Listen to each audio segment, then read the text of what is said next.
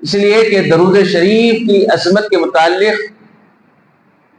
خود قرآن کریم میں اللہ رب العزت ارشاد فرماتا ہے ان اللہ وملائکتہ یصلون علی النبی، بے شک اللہ اور اس کے فرشتے، ان اللہ وملائکتہ، بے شک اللہ اور اس کے فرشتے، یصلون علی النبی، غیب کی باتیں بتانے والے پر درود پڑھتے ہیں، یصلون علی النبی، غیب کی باتیں بتانے والے پر درود پڑھتے ہیں۔ یا ایھا الذین آمنوا، اے ایمان والو، یہاں پر اللہ نے فرق بتا دیا، واضح کر دیا کہ درود کس کو پڑھنا ہے۔ یا ایھا الذین آمنوا، اے ایمان والو، یا ایھا الذین آمنوا، اے ایمان والو، یا ایھا الذین آمنوا صلوا علیہ وسلموا تسلیما، اے ایمان والو تم بھی ان پر درود و سلام کو پڑھا کرو۔ اب اس آیت کریمہ سے بات واضح ہو گئی کہ درود شریف پڑھنا یہ ہماری اپنی مرضی ہی نہیں ہے شامل، بلکہ رب چاہتا ہے کہ ایمان والے اپنے نبی کی بارگاہ میں درود بھی پیش کریں اور سلام بھی پیش کریں۔ اس لیے کہا گیا کہ درود پڑھے تو ثواب ملتا ہے، سلام کرتے ہیں تو جواب ملتا ہے۔ ہم آقا کی بارگاہ میں درود پڑھتے ہیں، اللہم صلی علی محمد وعلی آل سیدنا مولانا محمد وبارک وسلم۔ اور سب سے چھوٹا درود شریف کیا ہے؟ صلی اللہ علیہ وآلہ وسلم۔ اب درود شریف جب پڑھتے ہیں تو یہ بات واضح رہے کہ صرف درود ہمارا نبی پر ختم نہ ہو، بلکہ آپ کی آل پاک پر بھی درود پڑھا جائے۔ یعنی ہمارے درود میں وعلی آلی یا وآلہ کا ذکر آنا ضروری ہے، اس لیے کہ اللہ رب العزت کے حبیب دو عالم کے مالک و مختار تاجدار کائنات صلی اللہ علیہ وآلہ وسلم فرماتے ہیں کہ مجھ پر دم کٹا درود نہ پڑھو، ناقص درود نہ پڑھو، نامکمل درود نہ پڑھو، بلکہ مجھ پر پورا درود پڑھو۔ جب پوچھا گیا پورا درود کیا ہے تو آپ نے فرمایا کہ میرے آل پر بھی درود پڑھو، فرمایا صلی اللہ علیہ وآلہ وسلم، یہ پورا درود۔ اور جب بات درود پاک کی آئی ہے تو ذرا اس حضرت شیخ سعدی علیہ رحمۃ الرضوان نے جب وہ ربائی لکھی تھی نا، بلغ العلا بکمالہ کشف الدجا بجمالہ حسنت جمیل خصالہ، یہ تین مصرے تو آقا نے پورے کر دیے تھے، لیکن چوتھا مصرع خود آقا کریم صلی اللہ علیہ وآلہ وسلم نے اس کو پورا اس طرح فرمایا صلو علیہ وآلہ۔ انشاءاللہ آگے ہم اس پہ تفصیل سے سنیں گے، لیکن تمہیداً عرض کر رہا ہوں کہ ہم اور آپ اپنے نبی پاک حبیب پاک صلی اللہ علیہ وآلہ وسلم کی بارگاہ میں کثرت سے درود و سلام کے نذرانے تحفے پیش کرتے رہے، اس لیے کہ درود شریف یہ وہ عظیم عمل ہے۔ فرمایا گیا کہ جو درود شریف ایک مرتبہ پڑھتا ہے، فرمایا اس پر اللہ تبارک و تعالی 10 رحمتیں نازل فرماتا ہے۔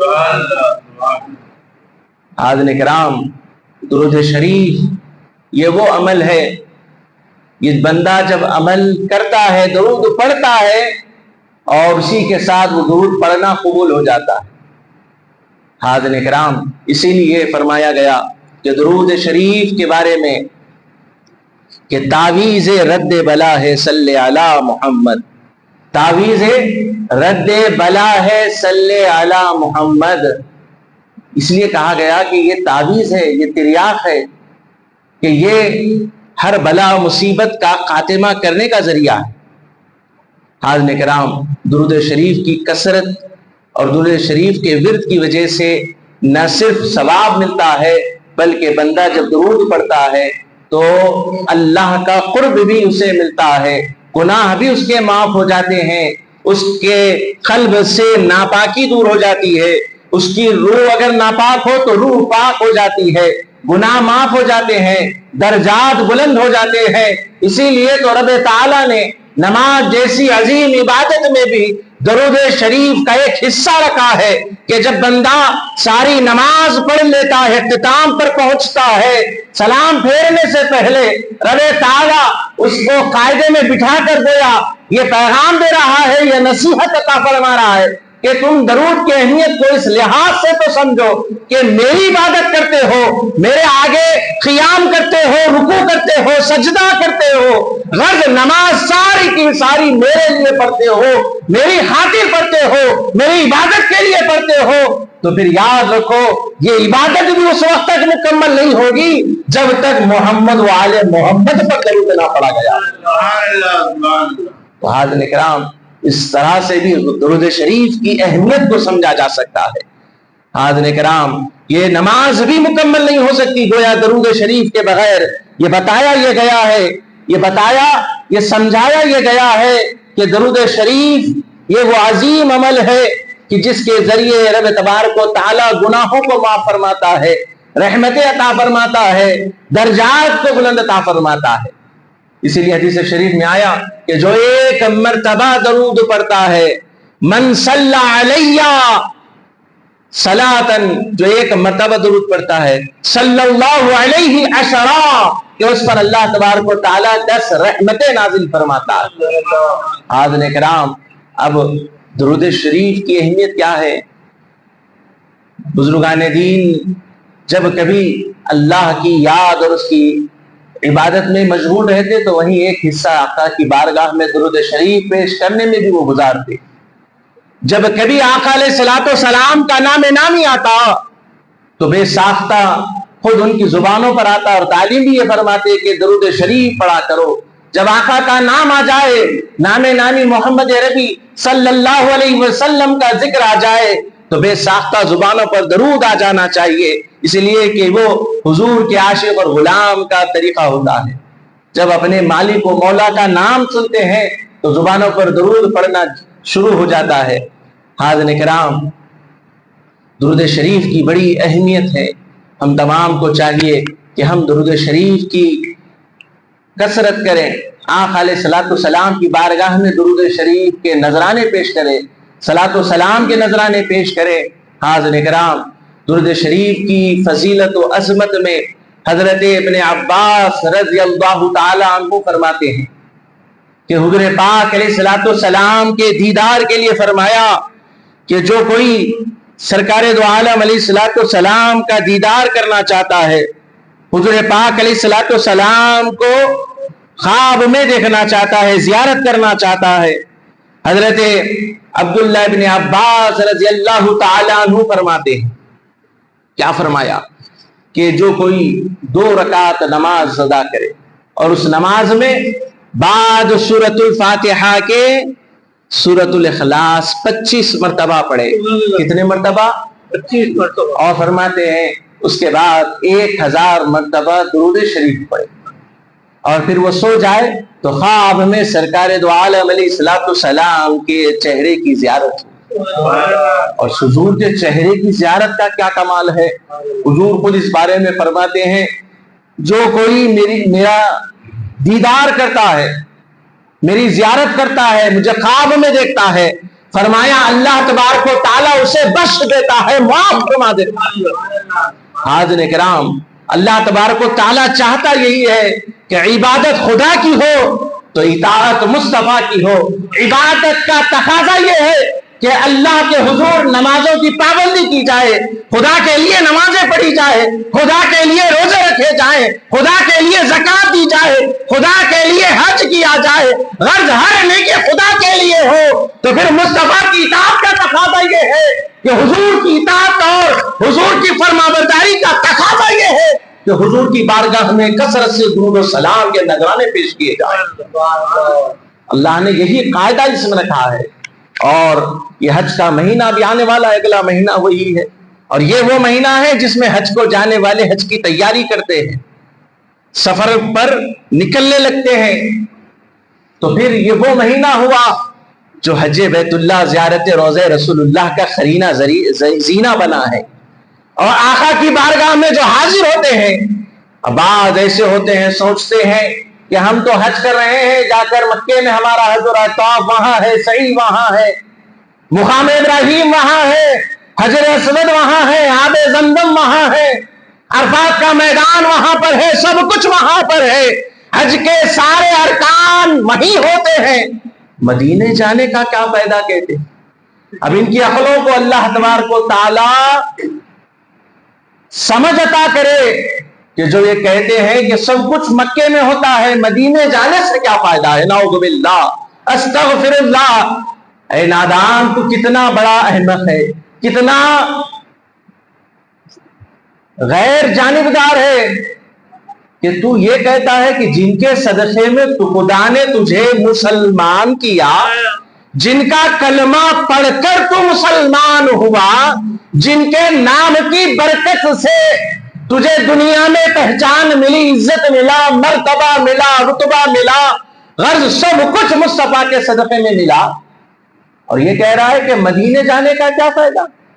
اسی لیے بتایا گیا کہ حج ہوتا مکے میں، عمرہ ہوتا مکے میں ہے، اور قبول مدینے میں ہوتا ہے۔ اس محنتوں پر صحیح مکہ صحیح کرتے ہیں، مکے میں صفا و مروہ پر دوڑتے ہیں، طواف کرتے ہیں، انسان تھک جاتا ہے، انسان بولیے تھک جاتا ہے۔ اب اسے رسٹ دلانے کے لیے، اس کے جسم کو تھکن اتارنے کے لیے مدینہ بلایا جاتا ہے، اور ہوتا بھی ایسے ہے، جتنے گئے ہیں اللہ کرے پھر بلائے، کہہ دو آمین، اور جتنے نہیں گئے ہیں خدا کرے پھر بلاتا رہے، ہمیشہ ساری زندگی بلاتا رہے۔ اسی لیے کسی شاعر نے کیا خوب کہا، مدینہ جاؤں پھر آؤں، مدینہ جاؤں پھر آؤں، دوبارہ جاؤں پھر آؤں، یوں ہی زندگی تمام ہو جائے۔ خدا کرے ہمارا بھی کام ویسے ہی ہو جائے کہ ہم بھی مدینے جائیں اور آتے رہیں، اس لیے کہ اس سے بڑی دولت کوئی نہیں ہے، اس سے بڑی نعمت کوئی ہے ہی نہیں۔ اور کعبۃ اللہ یقیناً اللہ تبارک و تعالیٰ کی انوار و تجلیات کا مرکز ہے، خدا کا گھر ہے، لیکن اس خدا کے گھر کو گھر بنانے والی ذات مصطفیٰ مدینے میں ہے۔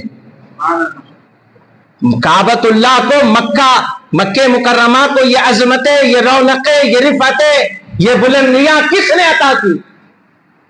پہلے قبلہ تو کعبہ نہیں تھا، بیت المقدس قبلہ تھا، کس کی مرضی کی بنیاد پر یہ کعبۃ اللہ قبلہ بنا؟ اگر کسی کو حدیث نہیں ملتی ہو تو قرآن پڑھ لے، دوسرا پارا اٹھائے پڑھے، کیا کہتا ہے قرآن؟ قَدْ نَرَا تَقَلُّبَ وَجْهِكَ فِي السَّمَاءِ، یہ کس کے چہرے کو آسمان کی طرف اٹھتا ہوا دیکھنے کی بات ہو رہی ہے قرآن میں۔ تفسیر پڑھے، ترجمہ پڑھے، کیا کہتا ہے قرآن؟ قرآن کہتا ہے خدا و رسول کے انداز کو اس قرآن میں بیان کیا گیا۔ خدا فرماتا ہے قَدْ نَرَا تَقَلُّبَ وَجْهِكَ فِي السَّمَاءِ، محبوب تمہارے چہرے کو ہم آسمان کی جانب اٹھتا ہوا دیکھ رہے ہیں، گویا تمہارے دل میں دعا ہے، سوال ہے، التجا ہے۔ محبوب ہم تمہاری التجا، تمہاری دعا کو اسی وقت پوری کیے دیتے ہیں۔ فرمایا قِبْلَةً تَرْضَاهَا، محبوب اب قبلہ وہ ہوگا۔ قبلہ کیا ہے؟ قبلہ خدا کی عبادت کا ذریعہ ہے، بیچ میں ایک سمت ہے جس جانب چہرہ کر کر خدا کی عبادت کی جاتی ہے۔ چہرہ کرنے والا قبلے کو چہرہ بولیے بھائی، دیوار کو نہیں کر رہے نا۔ بعض لوگ یہی سوال کرتے ہیں، آپ درگاہ پہ جھکے، آپ مزاروں پہ جھک رہے ہیں۔ ارے جھکنے والا پہلی چیز تو یہ ہے کہ بتایا نہیں گیا جا کے جھکو سجدہ کرو، بلکہ علماء کرام نے منع کیا مت کرو۔ ادب و احترام کا تقاضا ہے بھائی۔ اگر کوئی بزرگ اللہ والے آپ کے سامنے موجود ہیں وہی مزار میں، تو آپ کی جرت ہے ان کے پیروں میں سر رکھے، نہیں رکھ سکتے، لازمی بات ہے، تو آپ کیا کریں گے ادب و احترام سے۔ لیکن اب کوئی جھک رہا ہے تو اسے روکنا بھی کسی کی مجال نہیں ہے۔ کوئی روک بھی نہیں سکتا. وہ اس کی عقیدت ہے. جھکنے والا جھک رہا ہے, اس کی نیت اللہ کے ولی کے احترام کے طور پر ہے. اگر یہاں جھکنا اگر غلط ہے تو پھر اسلام نے تو یہ سکھایا, حجر اسود مقام ابراہیم کی تعظیم بتائی, منع نہیں کیا. لیکن ہاں ادب اور تقاضا, ادب کا تقاضا رکھنا ضروری ہے, ادب کا لحاظ رکھنا ضروری ہے. تو جیسا کہ وہاں جھکنے والے کو دیکھ کے کیا کہا, مشرک ہے, شرک کر رہا, بدعتی ہے. تو پھر ذرا ادھر دیوار کی طرف آؤ, پھر کیا کرو, قبلہ ہے, کعبہ تو نظر نہیں آ رہا, تو آپ کا چہرہ کدھر ہے؟ تو سب کہیں گے نہیں, نیت بولیے, کیا بولیں گے؟ نیت. انما الاعمال بالنیات. ہماری نیت دیوار کو سجدہ ہم نہیں کر رہے, یہ ہمارے لیے سمت ہے, ڈائریکشن ہے. کہاں؟ کعبۃ اللہ, جو کعبے کے سامنے ٹھہرا ہے. کعبے کو سجدہ دراصل حقیقت میں کس کو ہے؟ بولیے. کعبے کو سجدہ کر سکتے؟ کعبے کی عبادت تھوڑی خدا کی ہو رہی, بیچ میں ذریعہ ہے کعبہ. تو اگر کوئی اللہ کے ولی کے آگے سر جھکاتا ہے تو وہ ولی کے آگے تعظیم سے جھک رہا ہے, اس لیے کہ وہ کعبۃ اللہ ہے, یہ ولی اللہ ہے. وہ کعبۃ اللہ ہے, وہ اللہ کا گھر ہے, یہ ولی اللہ ہے, اللہ کا دوست ہے. اللہ کے کوئی قریبی نہیں ہے, کوئی رشتہ دار نہیں, وہ ہر رشتے سے پاک ہے. لم یلد ولم یولد, نہ اس کو کسی نے پیدا کیا نہ وہ کسی کو پیدا کیا, ہر رشتے سے پاک ہے. لیکن پھر ایک رشتہ اس کا ہے, ایک تعلق رکھتا ہے بندوں سے, جس کو کہتے ہیں دوستی کا. اللہ ولی الذین آمنوا, اللہ دوست ہے ایمان والوں کا. اب ہم نہیں بول سکتے ہم اللہ کے دوست ہیں, we are friends of God, نہیں بول سکتے. اتنا بڑا دعویٰ ہو جاتا. دوستی ہے بولے تو پھر بتانا پڑتا, بھائی فلاں کا دوست ہوں تو بتاؤ, پھر اثر روسو. نہیں تو نہیں ہو سکتا. تو پھر یہ اللہ ولی الذین آمنوا, یہ وہ لوگ ہیں جو اولیاء ہیں, صالحین ہیں, بزرگان دین ہیں, جو اللہ کے محبوبین ہیں, جنہوں نے ساری زندگی اللہ کی اطاعت اور عبادت ہی میں نہیں بلکہ خدا اور مخلوق دونوں کی خیر و بھلائی کے لیے کام کیا. تو حاضرین کرام, یہاں پر غور طلب بات یہی ہے کہ جب ساری چیزیں کعبۃ اللہ میں ہوتی ہے تو پھر مدینے میں کیا ہوتا ہے؟ مدینے میں حج کے قبولیت کی سند ملتی ہے. جو عمرہ کرتا ہے, صحیح کرتے ہیں, طواف کرتے ہیں, جو کچھ کرتے ہیں, اس کا صلہ مدینے میں ملتا ہے. اللہ خیر کرے. ہمارے درمیان ایمان کی اتنی کمزوری, اللہ خیر فرمائے. ایک صاحب, میں واقعہ بڑے ذمہ داری سے عرض کروں, مجھ سے کہنے والے نے کہا تھا کہ ایک صاحب ایسے ہی تھے, مکہ مکرمہ کو گئے, عمرہ کر لیا, اب اس کے بعد قافلہ بڑا تھا, زیادہ لوگ تھے, کہنے لگے کہ مدینے کو کیا جانے کا فائدہ, کیوں جائیں. ویسے تو سرکار کے جتنے گستاخ ہیں, سرکار مدینہ شریف سے, اس شہر مکرم سے, محترم سے جو بغض رکھتے ہیں, ان کی تو کوئی خیر ہی نہیں. یاد رکھ لیجیے آپ, مدینہ پاک ہے وہ. ایک اللہ کے نیک بندے نے مدینے میں صرف دہی کھایا, ملتا ہے نا وہاں, جو گئے ہیں ان کو پتا ہے, ہر جمعرات کو روزہ صفان ملتا ہے. تو بہرحال دہی کھایا تو دل میں خیال کیا کیا کہ مدینے کا جو دہی کھایا تھا, کھاتے کہتے سوچ دہی کھٹا ہے, سوچا اللہ اکبر, کیا سوچا بولیے؟ بولا کسی سے نہیں, سو گئے, خواب میں سرکار تشریف لائے اور فرمایا جلال میں ہے آقا, اور فرما رہے ہیں تم ہمارے مدینے کے شہر کے دہی کو کھٹا کہتے ہو. وہ اسی وقت آقا کے قدموں میں خواب میں گر گئے, کہنے لگے رسول اللہ میری نیت یہ نہیں تھی. تو پتا کیا چلا اس سے؟ پتا یہ چلا کہ اگر مدینے کے دہی کو کھٹا بولے تو بھی آقا کے قلب اثر پر اس کا حزن ہوتا ہے. اب کیا کہتے, مت جاؤ, کیوں جاتے ہیں, نعوذ باللہ. تو بہرحال ایک صاحب ایسے ہی, کہنے والے بھی موجود, جنہوں نے مجھ سے کہا وہ بھی موجود ہیں. تو بہرحال انہوں نے کہا تھا کہ ایسا ہوا تھا واقعہ. کب ہوا کیا نہیں جانا ہے. بہرحال دوسرے قافلے میں لوگ تھے, ان کی خاطر وہ چلے گئے, نہیں جانا تھا ارادہ. خیر یہ ہوا کہ بیت الخلا میں ایسے گرے کہ پیر اس قدر نقصان پہنچ گیا, پیر کو اس قدر موچ کھا گیا کہ چلنے پھرنے سے رہے. تو جتنے دن وہ لوگ مدینے میں تھے, یہ مدینے ہی کے روم میں رہے, لیکن مدینے شریف میں حاضری کا موقع نہیں. اب اس واقعے کو سنانے والے نے تو سنایا، لیکن اس کا نتیجہ میں نے جب غور کیا تو پتا چلا واقعی سرکار دو عالم صلی اللہ علیہ وسلم کے لیے اللہ نے ایک قاعدہ رکھا ہے۔ میلاد کا موقع آیا تو میلاد منانے کے لیے مسرور ہو کر منانا ضروری ہے، مجبور ہو کے نہیں منانا۔ عید الفطر آئی، آپ مسرور ہے نہیں ہے وہ نہیں معلوم، آپ مسجد میں آنا ہے، نماز پڑھنا ہی پڑھنا ہے، آپ مجبور ہو مسرور ہو مطلب نہیں ہے، آنا ہے۔ عید الفطر ہے، بولیے عید الاضحیٰ، آپ مجبور ہے مسرور ہے نہیں معلوم، شریعت کہتی ہے قربانی آپ پر لازم ہو چکی ہے، قربانی دو، آپ کو دینا ہی دینا ہے، آپ کا دل خوش ہو یا نہ ہو بس دینا ہی دینا ہے، مسجد کو آنا ہے، تکبیر پڑھنا ہے، یہ ساری چیزیں کرنا۔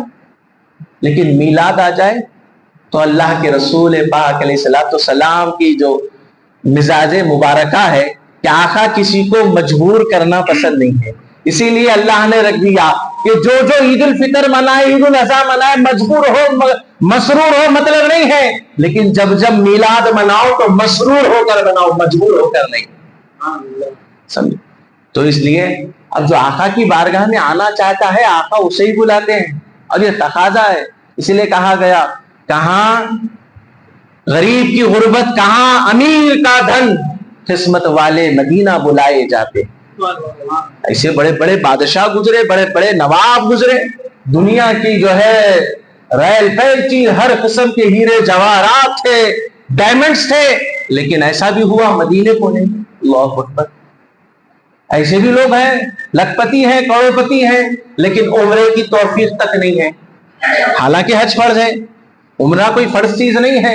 اب ایک اور معاملہ ہو گیا کہ جس پر عمرہ حج فرض ہے وہ عمرہ پر عمرے کر رہا ہے، ایسا نہیں ہوتا، بلکہ حج اگر فرض ہے تو حج کرنا ہی کرنا ہے۔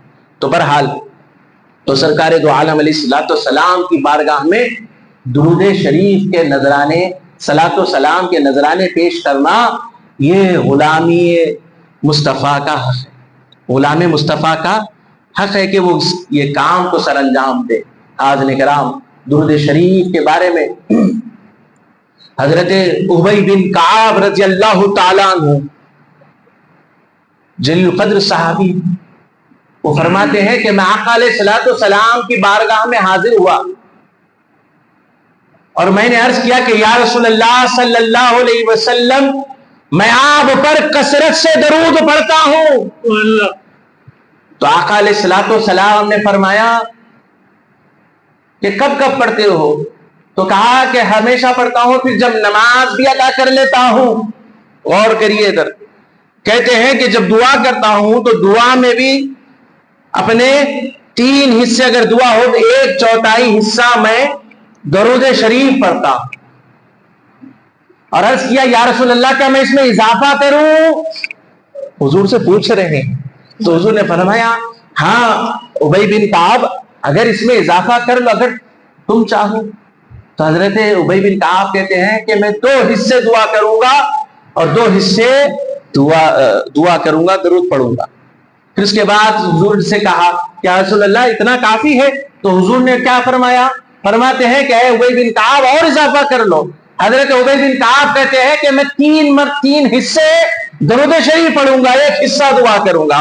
حضور نے فرمایا کہ اور اگر تم چاہو تو اضافہ کر لو۔ حضور نے فرمایا کہ پورا، جب یہ فرمایا تو حضرت ابی بن کعب نے عرض کیا یا رسول اللہ میں ساری دعا ہی نہیں کروں گا، سارے دعا کے وقت میں صرف درود پڑھتا رہوں گا۔ اب اس کے بعد یہاں تو بات ہو گئی مکمل، جن کو حضور کی بارگاہ میں درود پڑھنے پر دلوں کو چین ملتا ہے ان کے لیے تو یہی کافی ہے۔ اب جو دعا کے بارے میں فکر مند ہے، کہہ رہے ہم دعا کے وقت میں اگر درود پڑھ لے تو کیا ملے گا؟ تو حضرت ابی بن کعب سے حضور پاک علیہ السلام فرماتے ہیں کہ اے ابی بن کعب، تو نے سارا وقت دعا کے وقت میں درود پڑھ لیا، اب یاد رکھ اللہ تبارک و تعالیٰ تیری بخشش بھی فرمائے گا اور تیری ساری دعاؤں کو بھی قبول عطا فرمائے گا۔ یعنی اگر خدا سے ربنا آتینا نہ مانگے، خدا سے ربنا ظلمنا کی دعا نہ مانگے، بس خدا کے حضور ہاتھ اٹھا کر امتی اگر نبی پاک کا عرض کرتا ہے اللہم صلی علی محمد وعلی آل محمد. گویا یہ ایک نہیں دو نہیں جتنا دعا کا وقت ہے بس درود پڑھتا جاتا ہے پڑھتا جاتا ہے. آقا فرماتے ہیں اللہ رب العزت ایسے بندے کو مغفرت بھی عطا فرمائے گا اور اس کی ساری دعاؤں کو بھی قبول عطا فرمائے گا. اب اس سے بڑی نعمت کیا ہے؟ ہم اللہ سے کیا کہیں کہ یہ عطا ہو وہ عطا ہو، کیا کہیں؟ حاضرین کرام، اسی لیے جب کچھ سمجھ میں نہ آئے کہ کیا مانگے کیا عرض کریں، اکثر ہوتا بھی ہے کوئی بارگاہ پر گئے کہ اللہ کے ولی کی بارگاہ میں حاضر ہوئے، اب کیا مانگے سمجھ میں نہیں آ رہا تو بے ساختہ زبانوں سے درود شریف کا ذکر شروع کر دو، پڑھو اللہم صلی علی محمد وعلی آل محمد.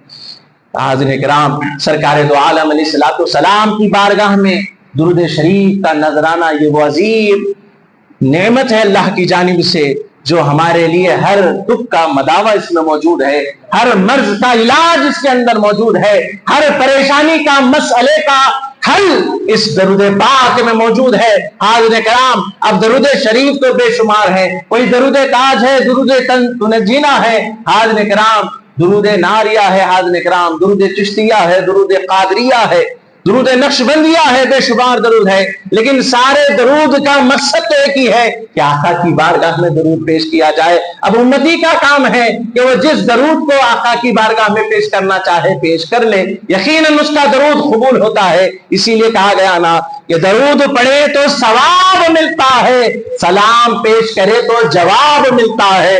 گویا جب بندہ امتی آقا کی بارگاہ میں درود پڑھتا ہے تو اللہ تبارک و تعالیٰ اس کے 10 گناہوں کو معاف فرماتا ہے، 10 نیکیاں عطا فرماتا ہے اور 10 درجے اس کے بلند فرماتا ہے. پڑھیے اللہم صلی علی محمد وعلی آل محمد وبارک وسلم. درود پڑھے تو پورا پڑھے. یہ پھر ایک مرتبہ کہہ رہا ہوں کہ ہم میں ایسے اکثر بسا اوقات لا علمی یا پھر بھول کی وجہ سے نسیان کی وجہ سے کیا کرتے ہیں اللہم صلی علی محمد وبارک وسلم پڑھ لیتے ہیں. تو یہاں پر غور طلب بات یہ ہے کہ حضور کا ارشاد یاد رکھنا. حضور نے کیا فرمایا؟ اللہ سے محبت کرو اس لیے کہ وہ پروردگار ہے، وہ تمہیں نعمتیں دیتا ہے، کھلاتا ہے، پلاتا ہے. اور فرمایا مجھ سے محبت اس لیے کرو کہ میں اللہ کا رسول ہوں. اس کے بعد فرمایا میری آل سے، میرے اہل بیت سے محبت اس لیے کرو کہ یہ میرے گھر والے ہیں. اور حضور کا ارشاد موجود ہے، فرمایا کہ مجھ پر ناقص درود نہ پڑھو، دم کٹا آدھا درود نہ پڑھو. فرمایا نامکمل درود نہ پڑھا کرو. جب پوچھا گیا پورا درود کیا ہے تو فرمایا وآل اللہم صلی علی محمد وعلی آل محمد، یہ پورا درود ہے فرمایا. حاضرین کرام، حضور پاک علیہ الصلوۃ والسلام کی محبت جس کو مل جاتی ہے یقیناً اس کی دنیا اور آخرت سنور جاتی ہے. حاضرین کرام، دنیا تو ہماری جیسے تیسے گزر رہی ہے، کبھی کھائے کبھی نہیں کھائے، جو کھائے نہیں کھائے، جو کچھ ملا نہ ملا، جس قدر جس طرح چاہے گزر تو رہی ہے نا. لیکن آخرت کا کیا ہوگا، قیامت میں کیا ہوگا، ذرا غور فکر کرنے کی ضرورت ہے. اب جس کو حضور کی محبت مل جائے، حضور سے عشق و محبت اسے حاصل ہو جائے، حاضرین کرام پھر اندازہ کریے اس کے لیے کیا کمی ہے. حضرت ابو ہریرہ رضی اللہ تعالیٰ عنہ فرماتے ہیں کہ من صلی علیہ بیوم القیامہ، کہ قیامت کے دن میرے سب سے زیادہ لوگوں میں قریب وہ شخص ہوگا کثرت الصلاۃ، فرمایا جو کثرت سے میری بارگاہ میں درود پیش کرتا ہے. حاضرین کرام، یعنی حضور پاک علیہ الصلوۃ والسلام فرما رہے ہیں کہ قیامت میں جب ایسا ماحول ہوگا جہاں ہر ایک اپنی اپنی فکر میں لگا ہوگا، نفسا نفسی کا عالم ہوگا، اور ایسے وقت میں حضور پاک کا قرب اس کو ملے گا جو قیامت کے دن قرب اللہ کے رسول کا اس کو ملے گا جو آقا کی بارگاہ میں دنیا میں کثرت سے درود پڑا کرتا ہے. حاضرین کرام، تو درود شریف کی کثرت اپنے اوپر لازم کر لیں. روزانہ ایک وقت بنائے، کوئی نماز کے بعد یا کوئی ایک وقت کے بعد یقیناً درود پاک پڑھنا یہ وہ عمل ہے جس کا حکم اللہ نے خود قرآن پاک میں دیا ہے. جو آیت ہم ہمیشہ سنتے ہیں ان اللہ و ملائکتہ، سنتے ہیں. اب اللہ نے اس پہلی آیت میں تو اپنا اور اپنے فرشتوں کا ذکر فرمایا، کہ میں اور میرے فرشتے درود پڑھتے ہیں آقا کی بارگاہ میں پیش کرتے ہیں. اور دوسری آیت میں اللہ کے نبی کے پر درود پڑھنے کا حکم اللہ نے فرمایا, یا ایھا الذین آمنو, ایمان والو, صلو علیہ وسلموا تسلیما, درود بھی پڑھو اور خوب خوب سلام بھی بھیجو فرمایا. حاضرین کرام, حضور پاک علیہ الصلوۃ والسلام کے ایک چاہنے والے اللہ والے ایسے پیارے جن کا نام شیخ سعدی علی رحمت الرضوان, بڑی جلیل القدر علمی ادبی شخصیت کا نام ہے شیخ سعدی رحمت اللہ علیہ, اور آپ کے اشعار ایسے بے شمار ہیں اور ایسے پیارے پیارے ہیں. اور سید کائنات کے اور تمام کے شان میں آپ نے اشعار پیش فرمائے, تحریر فرمائے. ایک مرتبہ آپ نے یہ اشعار لکھے ربائی کی شکل میں, 4 مصروں پر مشتمل جو ہوتی ہے اسے ربائی کہتے, تو آپ نے ربائی کا ارادہ کیا لکھا, بلغ العلا بکمالہ کشفت دجا بجمالہ, بلغ العلا بکمالہ کشفت دجا بجمالہ حسنت جمیل خصالہ. اب ان اشعار کا مفہوم کیا ہے؟ بلغ العلا بکمالہ, اللہ نے آپ کو ایسا عجو کمال عطا فرمایا. اس کے بعد کشفت دجا بجمالہ, آپ کی جمال سے ساری تاریکی دور ہو جاتی ہے. حسنت جمیل و خصالی, آپ کا حسن اور آپ کی جو خاصیت ہے, آپ کی جو صفت ہے بہت پیاری ہے. اس کے بعد جب یہ چوتھا مصرع ربائی کا آخر مصرع لکھنے کا موقع آیا تو اب آپ سے وہ مصرع نہیں بن پا رہا. ساری رات اسی فکر میں گزرنے لگی, رات کا کافی حصہ گزر چکا. اب اسی خیال میں تھے کہ آگے کا کیا لکھوں, تو آپ کی آنکھ لگ جاتی. یعنی عشق مصطفیٰ میں 3 مصرے لکھ دیے. اب خدا کا کرنا کیسا ہوا, ایسا ہوا کہ آنکھ لگ گئی آقا کی یاد میں. 3 مصرے تو لکھ دیے آقا کی شان میں, اب چوتھا مصرع لکھ کے تو پھر بات بن جاتی. اور اشعار میں بھی یہی, ربائی میں تو خاص کر کے یہ قاعدہ ہے, اس کی جو ہے عظمت کا عالم یہی ہوتا ہے ربائی کا, کہ پہلا شعر دوسرے شعر سے کم درجے کا ہوتا ہے. یعنی پہلے شعر سے دوسرا شعر وزن دار ہوتا ہے, پھر دوسرے شعر سے تیسرا, اور تیسرے سے پھر چوتھے میں اصل بات مقصود ہوتی. اب وہ چوتھا جو ہے آپ سے مکمل ہی نہیں ہو رہا ہے. اسی فکر میں رات کا کافی حصہ گزر چکا. اب جب آنکھ لگتی ہے تو مدینے والے میرے اور آپ کے آقا دو عالم کے تاجدار تشریف لاتے. سبحان اللہ, جن کے آنے کا خود آقا نے فرمایا جو خواب میں مجھے دیکھ لیتا ہے, یاد ہے نا میں نے کہا کیا فرمایا, کہ جب دیکھ لیتا ہے تو اللہ تبارک و تعالیٰ اس کی مغفرت فرما دیتا ہے, بخش دیتا ہے, جو آقا کا خواب میں دیدار کر لے. تو اب یہاں حضرت سعدی شیخ سعدی علیہ رحمت الرضوان کے خواب میں تشریف لائے اور فرمایا اے سعدی یہ ربائی کو اس پر ختم کرو اور یہ مصرع لو. کہا صلو علیہ وآلہ. اس طرح حضور پاک علیہ الصلوۃ والسلام نے 3 مصرے شیخ سعدی نے کیے, چوتھا مصرع آقا علیہ الصلوۃ والسلام خود تشریف لا کر فرما رہے ہیں. اسی لیے سمجھنے والے سمجھتے نعوذ باللہ نبی مر گئے, نعوذ باللہ, وہ تیرا عقیدہ ہے نادان, تو سمجھتا ہے تیرا ایمان ہے یا نہیں ہمیں نہیں پتا, لیکن ہمارا ایمان اور ہمارا عقیدہ ہمارا یقین یہ ہے کہ ہمارے آقا مدینے میں ہے, حیات سے ہے اور حیات النبی کے درجے پر پائی ہے, زندہ نبی ہے الحمدللہ. حاضرین کرام عجب معاملہ ہے. کلمہ پڑھیں, ذرا کلمے میں آپ پڑھیے لا الہ الا اللہ محمد رسول اللہ. کیا معنی ہوا؟ اللہ کے سوا کوئی معبود نہیں اور محمد صلی اللہ علیہ وسلم اللہ کے بولیے ہے تھے, ہے بولیے تھے, بولیے نا. عقیدہ جب وہ بتا رہے ہیں لوگوں کو نعوذ باللہ سرکار ختم ہو چکے, نعوذ باللہ جو جملے کہنا اللہ خیر فرمائے ہماری زبانوں پر آنے سے پہلے ہماری جانیں نکل جائے, ہم ایسے جملے لانا پسند نہیں کرتے, لیکن افسوس کا مقام ہے یہ کہنا کیوں پڑ رہا ہے, سوال یہاں ہوتا ہے. بعض ہمارے حضرات دلوں میں فہموں میں خیال کرتے یہ باتیں کیوں مسجد میں. ارے بابا وہ خود جب مسجد میں ٹھہر کر لوگوں کو بتا رہے نبی مر گئے, مٹی میں مل گئے, نعوذ باللہ استغفر اللہ العظیم, اشہد ان لا الہ الا اللہ اشہد ان محمد عبدہ ورسولہ, کلمہ بھی پڑھ لیتا, اس لیے کہ ایسا جملہ ہے یہ، آپ کا ایمان، آپ کے اعمال اکارت چلے جائیں گے۔ اللہ نے کیا فرمایا؟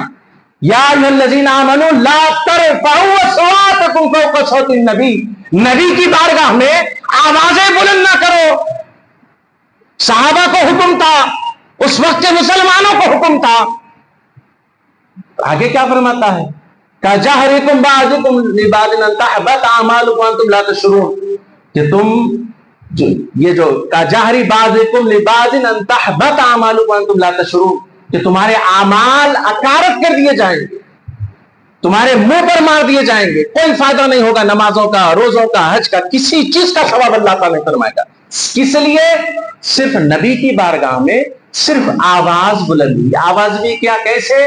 گویا سرکار بیٹھے ہوئے تو خیالی بات کر رہا ہوں، کہنے والا یا رسول اللہ بھی کہہ سکتا، یا رسول اللہ یہ جملہ بھی نہیں کہہ سکتے سرکار کی بات۔ اور مدینے میں جانے والے کیا کیا کر رہے ہیں؟ عمرے کو جانے والے، حج کو جانے والے، مدینے شریف کو پیٹ کرے تو سکھانے والے تو اللہ خیر فرمائے وہی ہے نہیں، اللہ ہدایت عطا فرمائے۔ کوئی پیٹ نہیں کر کر جا رہا ہے تو اس کا ادب کر رہا ہے، وہ اس کو ادب بتایا گیا۔ لیکن افسوس کا مقام یہ ہے کہ ہمارے لوگ جا کے ان سے متاثر ہوتے، دیکھو وہاں ایسے نہیں کرنا، وہاں ویسے نہیں کرنا، پیٹ کر سکتے کچھ بھی نہیں ہوتا، دعا قبلے کے طرف چہرہ کر کر کرنا، ارے دعا ہے، قبلے کی طرف دعا کر رہے ہیں تو پھر کیا آپ بات سے کر رہے ہیں؟ دعا کدھر بھی کی جا سکتی ہے، کدھر بھی چہرہ کر کر کیا جا سکتا ہے، نیتوں پر دار و مدار ہے۔ اگر کوئی مدینے شریف کی چہرہ کر کر اگر بیٹھا ہے تو اسے پلٹا دیا جاتا ہے وہاں، لیکن ان کے بھائی یہاں بھی موجود ہیں، اللہ ہدایت عطا فرمائے۔ اس میں کیا خرابی ہے؟ کیا سمجھنے والا کیا ہمارے اپنے نبی کو نعوذ باللہ خدا سمجھ رہا ہے؟ نعوذ باللہ ایسا تو نہیں ہے، وہ خدا کے رسول، خدا کا حبیب سمجھ رہا ہے۔ اور اللہ نے کیا بتایا ہے کہ آواز بلند نہیں ہونا۔ ایک صحابی کو جب یہ آیت کریمہ نازل ہوئی تو گھر کے اندر بند ہو گئے، حتیٰ کہ لوگوں سے تو دور اپنے گھر کے لوگوں سے ملنا چھوڑ دیا۔ حال یہ ہوا کہ خود آقا علیہ الصلوۃ والسلام نے صحابہ کو بھیجایا کہ فلاں صحابی کیوں نہیں آ رہے، کیا بات ہے؟ تو صحابہ کرام گئے، جا کر معلوم کرے، ان سے پوچھا کہ کیا بات ہے، تم آتے نہیں ہیں؟ تو انہوں نے کہا کہ ایک آیت کریمہ نازل ہوئی، یا ایھا الذین آمنوا لا ترفعوا، کہ آیت نازل ہوئی، لہذا میری آواز بلند ہے، میں جب کبھی بات کرتا ہوں تو میری آواز بلند ہو جاتی ہے۔ تو سرکار دو عالم علیہ الصلوۃ والسلام سے جب صحابہ نے کہا کہ یہ وجہ سے نہیں آ رہے، تو حضور نے فرمایا کہ ان سے کہو کہ یہ آیت کا حکم ان پر نہیں ہے، کہ یہ تو ان کی قدرتی آواز ہے کہ آواز خود بخود بلند ہو جاتی ہے، یہ ان کے لیے ہے جن کے دل ناپاک ہے، بے ادبی کی خاطر ایسا کرتے ہیں۔ تو پھر کیسے کہہ دیتے ہو نعوذ باللہ حضور ختم ہو گئے؟ کس قدر کہتے ہو، کیسے کہتے ہو؟ حاضرین کرام، یہ باتیں کہنے کا مقصد انتشار نہیں ہے، میں ابتدا سے عرض کرتے آ رہا ہوں، میرا منشا اور میرا مقصد یہی ہوتا ہے ہم اپنی زبانوں کو لگام دیں۔ ہم اپنے ماں باپ کا ادب کرتے ہیں، اپنے ماں باپ کی برائی برداشت نہیں کرتے، کوئی اگر برا کہہ دے تو ہم اس کی صورت نہیں دیکھتے، تو پھر یہ کیسا ہمارا ایمان ہے، کیسے ہم مسلمان ہیں کہ جو ہمارے نبی کی گستاخی کرتا ہے، نعوذ باللہ اس طرح کے الفاظ کہتا ہے۔ اگر کوئی ہمارے مرحوم کو کہہ دے کہ تمہارے مرحوم مر گئے، خبر میں مٹ گئے، آپ برداشت کریں گے؟ کوئی اپنے باپ کے لیے جملہ برداشت کرے گا؟ کوئی اپنی ماں کے لیے جملہ برداشت کرے گا؟ نہیں برداشت کرے گا۔ وہ کہے گا کہ یہ کیا جملے، بھائی نہیں کہنا ایسا، یہ بولا ہو گئے ہوں گے جو بھی ہوا ہوگا، مگر ایسا نہ کو بولو، بولیں گے نہیں بولیں گے، تو پھر کیسے ہم یہ جملے ہمارے آقا کے لیے برداشت کریں؟ تو ضرورت ہے کہ اولاد کو، اپنے بچوں کو کم سنی سے حضور کی محبت اور تعظیم کی بات سکھاؤ۔ حاضرین کرام، آخر میں یہی بات آپ کے گوش گزار کرتا ہوں کہ کثرت سے درود شریف، درود و سلام آقا کی بارگاہ میں پیش کریں، اور آقا کے بارگاہ میں ہم کو صرف درود پیش کرنے کا اللہ نے حکم نہیں فرمایا، ساتھ میں فرمایا وَيُسَلِّمُ تَسْلِيمًا، کہ خوب خوب سلام بھی پڑھو، فرمایا درود بھی پڑھنا ہے، بولیے سلام بھی پڑھنا ہے۔ اور ایک مرتبہ حضرت حضور پاک علیہ الصلوۃ والسلام کے ایک صحابی، غالباً حضرت عبداللہ بن مسعود رضی اللہ، نماز ادا فرمائے، صحابہ حضور پاک علیہ الصلوۃ والسلام مسجد میں ہی ہیں اور حضرت ابوبکر، حضرت عمر ہیں۔ وہ کہتے ہیں، یہ حدیث کے راوی ہیں، اور وہ کہتے ہیں کہ جب یہ نماز ادا کر لیا، اب میں اللہ سے دعا کیا، دعا کے بعد درود شریف پڑھا، اور پڑھ کر کیا کیا، میں آقا کی بارگاہ میں آیا۔ دعا کر کے آئے نا نماز کے بعد. بولیے بھائی, سلام پھیرتے بھاگنے والے بھی ہمارے پاس موجود. کیا بولے تو پھر ان کو دلیل کون دیتے تھے نہیں معلوم. یہ دلیل کیا کریں گے ہم, اس حدیث کا کیا کریں گے جس میں صحابی کہہ رہے ہیں کہ نماز کے بعد وہ دعا کرے. تو بہرحال وہ دعا کی اور اس کے بعد درود شریف پڑھا. اس کے بعد آقا کی خدمت میں بیٹھے تو سرکار دو عالم علیہ السلام نے ان کو دیکھ کر کیا فرمایا. وہ حدیث روایت کرتے ہوئے فرماتے ہیں کہ مجھے جب آقا کی بارگاہ میں حاضر ہوا تو حضور نے فرمایا کہ بتا کیا مانگتا ہے, آج تجھ کو عطا کیا جائے گا. کیا کہہ رہے ہیں, کیا مانگتا ہے آج تجھ کو دے دیا جائے گا. اس حدیث کو لکھ کر محدثین فرماتے ہیں کہ راوی حدیث کے جن سے واقعہ خود ہوا ہے یہ بتا رہے ہیں کہ دیکھو میں نے جو کچھ نماز پڑھی, دعا کی اور درود پڑھا تو یہ قبولیت کی سند ہے کہ آقا فرما رہے ہیں کہ مانگ کیا مانگتا. تو حاضرین کرام اسی لیے کہا گیا کہ دعا نہ بھی مانگے درود پڑھ لیں تو آقا نے کیا فرمایا, سب کچھ مل جائے گا, مغفرت بھی ہو جائے گی, گناہ بھی معاف ہو جائیں گے. اسی لیے شاعر کیا کہتا ہے, میں اشعار پر اپنی بات کو ختم کرتا ہوں کہ جس میں شاعر کیا کہتا ہے. شاعر کہتے ہیں کہ ہر درد کی دوا ہے صلی علی محمد, ہر درد کی دوا ہے صلی علی محمد, تعویذ ہر بلا ہے صلی علی محمد, محبوب کبریا صلی علی محمد, کیا نقش خوش نما ہے صلی علی محمد, قرب خدا ہو حاصل جنت میں ہو داخل, قرب خدا ہو حاصل جنت میں ہو داخل, جس نے لکھا پڑھا ہے صلی علی محمد. اور جنت مقام ہوگا, دوزخ حرام ہوگا, گر دل پہ لکھ لیا ہے. بولیے آپ بھی بولیے, ساتھ دیجیے. جنت مقام ہوگا, دوزخ حرام ہوگا, گر دل پہ لکھ لیا ہے. اس کی نجات ہوگی, رحمت بھی ساتھ ہوگی, اس کی نجات بھی ہوگی, رحمت بھی ساتھ ہوگی. جو پڑھ کے مر گیا ہے صلی علی محمد, جو پڑھ کے مر گیا ہے صلی علی محمد. گزشتہ جمعہ ایک بات عرض کر رہا تھا, وہ بات رہ گئی تھی. قرض اور مرض یہ دو چیزیں بڑی پریشانی, یہ نہیں کیسا کام. قرض اور مرض جس کو نہیں ہے نا وہ اللہ کے حضور شکر ادا کرتا رہے تو بھی کم 1000 مرتبہ روزانہ. کیا نہیں ہے, قرض اور مرض. جس کو یہ دو نہیں ہے اللہ کا شکر ادا کرے, الحمدللہ کہتے رہے. اب وہ آج کے 500 کماتے تھے, نہیں کھانا مسئلہ نہیں ہے, یہ دیکھ لے کہ گولی نہیں کھا رہا, مرض نہیں ہے, کسی کو دینا نہیں ہے. بولیے سبحان اللہ. یہ دور کی سب سے بڑی دو بیماری ہے, بلکہ یہ وہ ایسی چیزیں ہیں جو نگل جاری اجزا ہی آج کے دور کا. قرض جس کو ہو گیا پھانسی لٹکا کے مر جا رہا, مرض جو ہو گیا بستر پہ ہی پریشان ہے. اللہ خیر فرمائے, اللہ سارے مریضوں کو شفا عطا فرمائے, قرضے داروں کے قرضے کی ادائیگی کا سبب بنا دے, آمین. تو اب جو مرض میں ہے, اب جو قرض میں ہے, اس کے لیے درود شریف ہی کام آنے والا ہے. بولیے.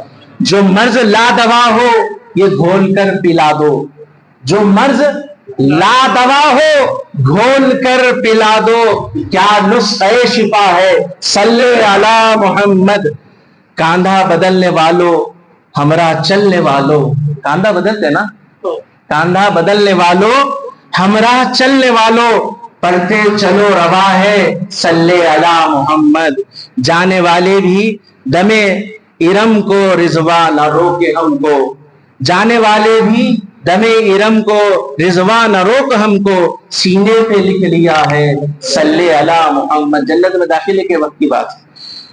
منزل کا کیا بھروسہ ہے اکبر بغل میں توشا, کیا خوب لے چلا ہے صلی علی محمد. ہر درد کی دوا ہے صلی علی محمد, تعویذ ہر بلا ہے صلی علی محمد. قرب خدا ہو حاصل جنت میں ہو داخل, جس نے لکھا پڑھا ہے صلی علی محمد. آپ کے سامنے محض چند حدیثیں پیش کیا میں, ایسی بے شمار محدثین نے حدیث درود و سلام کے بارے میں روایت کی, لیکن آپ کے سامنے اب تک میں نے جتنا حدیث عرض کی میں سمجھتا ہوں بالکل 5 حدیثیں, بلکہ میں نے جو مطالعہ کر کر آیا تھا درود و سلام کے متعلق 50 حدیثیں تھی. اتنے وقت میں 45 منٹس میں آپ کے سامنے صرف 5 حدیثیں پیش کر سکا ہوں. مجھے افسوس ہے. 5 حدیثیں سننے کے بعد اندازہ کریے یہ عالم ہے درود پاک کا, تو 50 حدیث ہوں گے, 500 ہے نہیں معلوم اور کتنے اور ہوں گے. اللہ خیر. تو اتنے عادی سے درود و سلام کے بارے میں، اس کے بعد بھی ہمیں کیا چاہیے؟ دلیل ہونا درود و سلام کی۔ اب افسوس ایک چیز کا ہے، ہمیں گولی ٹیبلٹ چاہیے، میڈیکل پہ نہیں جا کے دوا ساز کے پاس جا کے بول رہے ہیں میرے کو گولی دیو، بولے تو دوا ساز آپ کو گولی نہیں دے سکتا، تو جو دوا ساز کے پاس ملتا ہے وہ دوا ساز کے پاس ہی ملے گا۔ آپ جا کے جو ہے میڈیکل پہ بول رہے ہیں میرے کو جو ہے ارجن کی چھال دیو، بولے تو کہاں سے دیں گا انہیں؟ آپ کی چھال نکال کے بھی نہیں دے سکتا، سمجھ رہے ہیں؟ تو ارجن کی چھال کہاں ملتی؟ دوا ساز کے پاس ملتی۔ کاجو بادام میڈیکل پہ نہیں ملتا، دوا ساز کے پاس ملتا۔ تو جو چیز جہاں ملتی، بچے کو بھی معلوم ہے 8 سال 10 سال کے بچے کو کوئی چیز کہاں ملتی، تو پھر ہم کو سے ایسے انسان ہیں کہ ہم کوسی عقل ہم کو ہونا کہ جو چیز جہاں ملتی وہاں پوچھنا۔ تو درود ہو سلام ہو، یہ اس لیے کہہ رہا ہوں ہمارے نوجوان ان معاملات سے دور ہو رہے ہیں۔ کہنے کا مقصد ایک ہے کہ ہمارے نوجوانوں کے دلوں میں درود شریف، درود و سلام کی اہمیت اور عظمت کا، فضیلت کا ان کے دلوں میں ایک جذبہ پیدا ہو جائے۔ پروردگار تعالی سے دعا ہے کہ ہم کو، ہماری نسلوں کو تا دم زیست آقا کی بارگاہ ہمیں کثرت سے درود و سلام پیش کرنے والا بنائے۔ ہم اس لائق نہیں نہ ہمارے اپنے اس لائق کے مولا، لیکن تیرا کرم کہ تو ہم تمام کو اس لائق بنا دے کہ آقا کی بارگاہ میں کثرت سے درود و سلام پیش کرنے کی ہم تمام کو توفیق عطا فرمائے۔ اٹھتے بیٹھتے چلتے پھرتے بشرطے کہ حالت پاکی، حالت پاک و صافی میں ہم تمام کو کثرت درود پڑھتے رہنے کی توفیق عطا فرمائے۔ ہم کو، ہماری نسلوں کو درود پڑھتے رہنے کی توفیق عطا فرمائے۔ درود پڑھتے پڑھتے آقا کی آنکھوں سے دیدار کرتے اس دنیا سے ہمارا خاتمہ بالخیر فرمائے۔ وما علینا الا البلاغ المبین والحمد للہ رب العالمین۔